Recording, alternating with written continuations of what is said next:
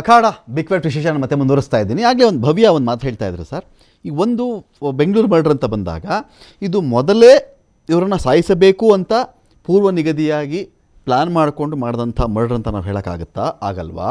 ಅಥವಾ ಚೆಕ್ ಮಾಡ್ಕೊಂಡಾಗ ಅಲ್ಲಿ ಏನೋ ಒಂದು ಗಲಾಟೆ ನಡೆದುಬಿಟ್ಟಿದೆ, 50 ಬಾರಿ ಇರೋದು ಕೊಂದು ಹಾಕ್ಬಿಟ್ಟಿದ್ರೆ. ನನ್ನ ಪಾಯಿಂಟ್ ಏನಂತ ಹೇಳಿದ್ರೆ, ಒಂದು ಸ್ಪಾಂಟೇನಿಯಸ್ ಫಿಟ್ ರೇಜು ಒಂದು ಆರ್ಗ್ಯುಮೆಂಟಲ್ಲಿ ಶುರುವಾಗಿ ಇದು ಆಯಿತಾ, ಅಥವಾ ಡೀಪ್ಲಿ ರೂಟೆಡ್ಡು ಪ್ರೀ ಮೆಡಿಟೇಟೆಡ್ಡು ಹೇಟ್ರೆಡ್ ಇಲ್ಲಿತ್ತ? ಅಂದರೆ ಕ್ರೈಮ್ ಸೀನ್ ಆ್ಯಂಡ್ ಫಾರೆನ್ಸಿಕ್ಸ್ ವಿಚಾರಕ್ಕೆ ನಾವು ಬಂದಾಗ ಸರ್, ಇಲ್ಲಿ ವಿಕ್ಟಿಮ್ಸು 50 ಇರುತ್ತಕ್ಕೆ ಒಳಗಾಗಿದ್ದಾರೆ ಸರ್.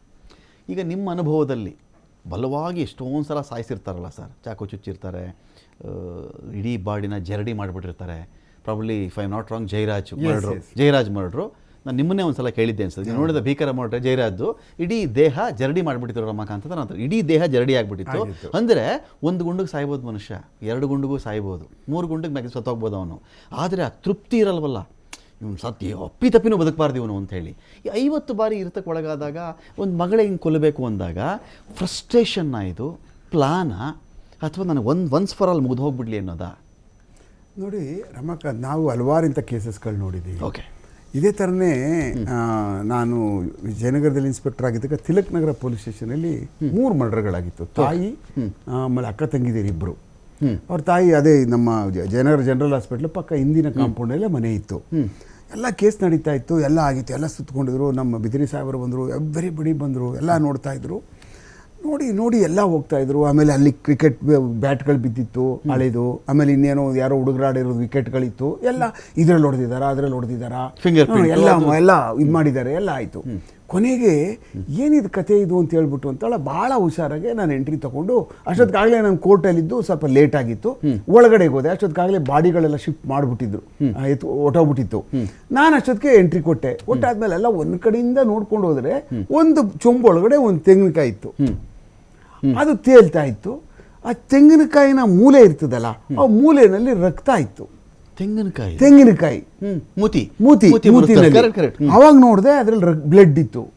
ನೋಡಿದ ತಕ್ಷಣನೇ ಅಲ್ಲೇ FSL ಟೀಮ್ ಇತ್ತು, ಬನ್ನಿ ಅಂತ ಕರೆದೆ. ರವೀಂದ್ರ ಅವ್ರಿಗೆ ಬಂದರು. ನೋಡಿ ಸರ್, ತೆಂಗಿನಕಾಯಿ ಹೊಡೆದಿದ್ದಾನೆ, ಅವ್ನು ತೆಂಗಿನಕಾಯಿದು ಎಲ್ಲ ಹೊಡೆದಿರೋರಿಗೆಲ್ಲ ಅದು ಫೈಬರ್ಸ್ ಇದೆ, ಫೈಬರ್ ಇದೆ ಇದ್ರ ಮೇಲೆಲ್ಲ ಅಂತ ಅಂದ್ಬಿಟ್ಟು ಅಂತ ನೀವೇನೋ ಇದಿದೆ ಅಂತ ಹೇಳ್ತಿದ್ರಲ್ಲ, ಫೈಬರು ಅಲ್ಲಿ ಬಿದ್ದಿದ್ದಾವೆ ಜಾಗದಲ್ಲಿ, ತೆಂಗಿನಕಾಯಿ ನಾರ್ದು ಏಟು.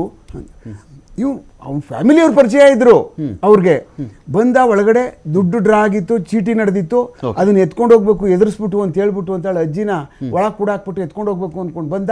ಕೊನೆಗೆ ಆ ಅಮ್ಮನ್ನ ಒಳಗೆ ಕೂಡಾಕೇನಾಯ್ತು, ಹೋದ ತಕ್ಷಣನೇ ಅವಳನ್ನ ಹಂಗೆ ಹಿಡ್ಕೊಂಡು ಹಂಗೆ ತಳ್ಬಿಟ್ಟಾನೆ. ಆ ಮುದುಕಿ ಪಾಪ ಗೊತ್ತೇ ಇಲ್ಲ ಅವ್ನು ಯಾರು ಒಳಗೆ ಬಂದವನು ಅಂತ. ಅಷ್ಟೊಂದು ಸಡನ್ನಾಗಿ ಸ್ಕೂಲ್ ಬಿಡ್ತು. ಅಮ್ಮ ಟೀಚರ್ ಅವಳು ಬಂದು ಒಳಗಡೆಗೆ ಈಜು ಕೇಳ್ಕೊಂಡು ಹೊಡೆದ ತೆಂಗಿನಕಾಯಿಲಿ ಬೆಡ್ ಕೆಳಗಡೆ ಬಿಸಾಕ್ತಾ. ಇನ್ನೊಂದು ಅವ್ರ ಅಕ್ಕ ಬಂದು ತಾಯಿ ನೋಡ್ಕೊಂಡು ಹೋಗೋಣ ಅಂತ ಅವಳು ಹಿಡ್ಕೊಂಡು ಅವಳಿಗೂ ಹೊಡೆದ ಎಳದ್ ಬಿಸಾಕ್ಬಿಟ್ಟ ಆತಗೆ. ಆಮೇಲೆ ಹೆಜ್ಜೆ ಇತ್ತಲ್ಲ, ಇನ್ನೇನಾದರೂ ನೋಡಿ ಹಿಡ್ಕೊಬಿಟ್ಟಿದವಳು, ಅವಳಿಗೂ ಹೊಡೆದ ಹೊಟ್ಟೋಗ್ಬಿಟ್ಟ. Chapter close. This is sudden provocation.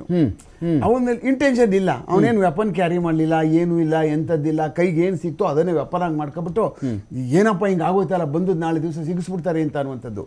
But ಈ ಕೇಸ್ ಏನಿದೆಯಲ್ಲ, ಈ ನಡೆದಿರುವಂಥ ಕೇಸು, ಟೈಮ್ ಆಗಿದೆ, ಟೈಮ್ ಗ್ಯಾಪ್ ಇದೆ, ಟೈಮ್ ಲ್ಯಾಬ್ಸ್ ಇದೆ. ಇವಳು ಈ ತಾಯಿನ ಕೊಂದಾದ್ಮೇಲೆ ಅವ್ರ ತಾಯಿ ಯಾಕೋ ಕಾಂಟ್ಯಾಕ್ಟಿಗೆ ಬರ್ತಾ ಇಲ್ಲ ತಾಳು ಅಂತ ಹೇಳ್ಬಿಟ್ಟು ಅಂತ ಅವ್ರಿಬ್ರು, ಯಾವಾಗ ತಂದೆ ಮತ್ತೆ ಅವ್ರ ತಂಗಿ ಇಬ್ರು ಸಹ ವಾಪಸ್ ಬರುವಷ್ಟೊತ್ತಿಗೆ ಟೈಮ್ ಇದೆ, ಗ್ಯಾಪ್ ಇದೆ. ಕರೆಕ್ಟ್. ಅವಳಷ್ಟೊತ್ತು ಕೂಡ ಹೊಟ್ಟೋಗ್ಬಿಡ್ಬೋದಾಗಿತ್ತು. ಇವಳು ಸಾಯಿಸ್ಬಿಟ್ಟು ಆದ್ಮೇಲೆ ತಕ್ಷಣನೇ ಎಂಥವ್ರಿಗೂ ಭಯ ಬಂದ್ಬಿಡ್ತದೆ, ಬಾಡಿ ಹತ್ರ ಇರೋಕ್ ಸಾಧ್ಯನೇ ಇಲ್ಲ, ವೈಬ್ರೇಷನ್ ಆಗ್ಬಿಡ್ತದೆ. ಯಾಕೆ ಅವಳು ಅಲ್ಲಿ ಅಷ್ಟೊತ್ತು ತನಕ ಇದ್ಲು? ಅವ್ರು ವಾಪಸ್ ಬರುವವರೆಗೂ ಯಾರು ಉಳ್ಕೊಳ್ಳುವಂತ ಮನಸ್ಥಿತಿ ಮಾಡಲ್ಲ ಅಲ್ಲಿ. ಆಗೋಯ್ತಾ, ಸಾಯಿಸ್ದ, ಏನೋ ಸಡನ್ ಪ್ರಾಬ್ಲಮ್ ಆಗ್ಬಿಡ್ತಾ, ಅಲ್ಲಿಂದ ಇಮ್ಮಿಡಿಯೇಟ್ ಆಗಿ ಜಂಪ್ ಮಾಡ್ಬಿಟ್ಟು ಓಡೋಗ್ಬಿಡ್ತಾರೆ. ಆ ಇವರು ಅಲ್ಲಿಂದ ಟ್ರೈ ಮಾಡಿದ್ದಾರೆ. ಇವಳು ಯಾಕೋ ಫೋನ್ ತೆಗಿತಾ ಇಲ್ಲ, ಏನಾಯ್ತು ಅಮ್ಮ ತೆಗಿತಾ ಇಲ್ಲ, ಆ ತಂಗಿ ತೆಗಿತಾ ಇಲ್ಲ ಅಂತ ಅನ್ನುವಂಥದ್ದು ಇದೆಲ್ಲ ನಡೆದಿದೆ.